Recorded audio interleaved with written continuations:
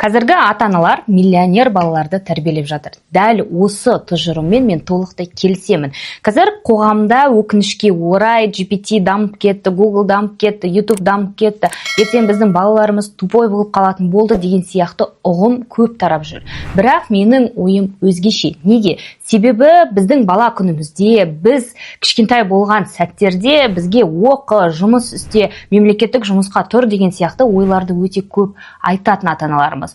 Ол сәтте білімге жету жолы қиын еді. Тіпті мен өзімнің мектеп кезімді еске алатын болсам, бір ақпараттың жауабын алу үшін мен кітапханаға баратынмын. Ал қазір біздің қолымызда барлық дүние бар. Және инвестицияға қадам жасау әлде қайда оңай. Менің ойымша, болашақта қаржылай сауаттылық сабағын, инвестициямен айналысу сабағын мектеп қабырғасынан енгізу керек. Неге? Себебі қазір 18 жастан бастап бірден инвестициямен айналысып бастайтын болсаңыздар, сіздер 30 жасқа келген кезде тұрақты капиталыңыз болады және сол капитал арқылы ары қарай да өзіңіздің өмір сапаңызды өсіре аласыз. Ал ата-аналарға келетін болсақ, неге қазіргі ата-аналар болашақ миллиардерларды тәрбиелеп жатыр? Оны мен сіздерге қарапайым мысалмен көрсетейін. Егер мен өзімнің балама дәл қазірден бастап инвестициялық портфель ашып, ақша жинайтын болсам, 18 жасында ол баламның қанша ақшасы болады екен? Бұл нәрсені сіздерге жай ғана ауызбен емес, іспен көрсетейін. Ол үшін Calcus инвестициялық калькуляторын ашамыз.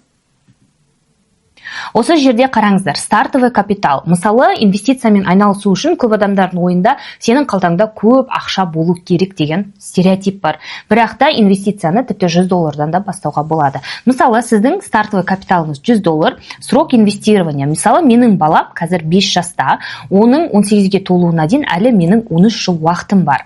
13 жыл жазамыз, ставка годовых. Орта есеппен жалпы Америка құрама штаттарының компанияларының акциялар стабильно 10-12% өсім көрсетіп отыр. Ал дұрыс акциялар таңдайтын болсаңыздар, сіздердің капиталдарыңыз тіпті 40-50%-ке дейін өсуі мүмкін.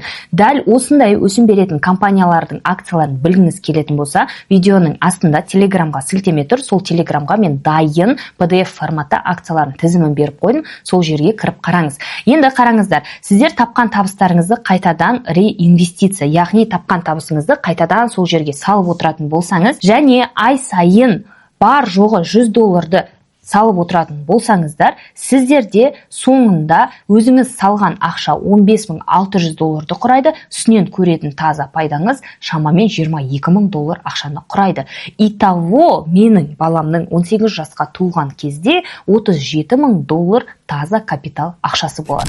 Яғни мен оның 10 жыл уақытын қысқартамын, ол ақшаға ол үй ала алады, не болмаса машина ала алады, не болмаса бизнес бастай алады. Егер де біз өзіміздің уақытымызда 17-18 жасарымызда университетке түсіп 4 жыл оқып, одан кейін жұмыс іздеген болсақ, біздің балаларымыз 18 жасында миллионер болып, уже үйлері, уже машинасы, уже бизнесі бола алады. Егер дәл қазір оның ата-анасы дұрыс әрекет жасап, инвестицияны бастап, сол балаға арнайы инвестициялық портфель құратын болса.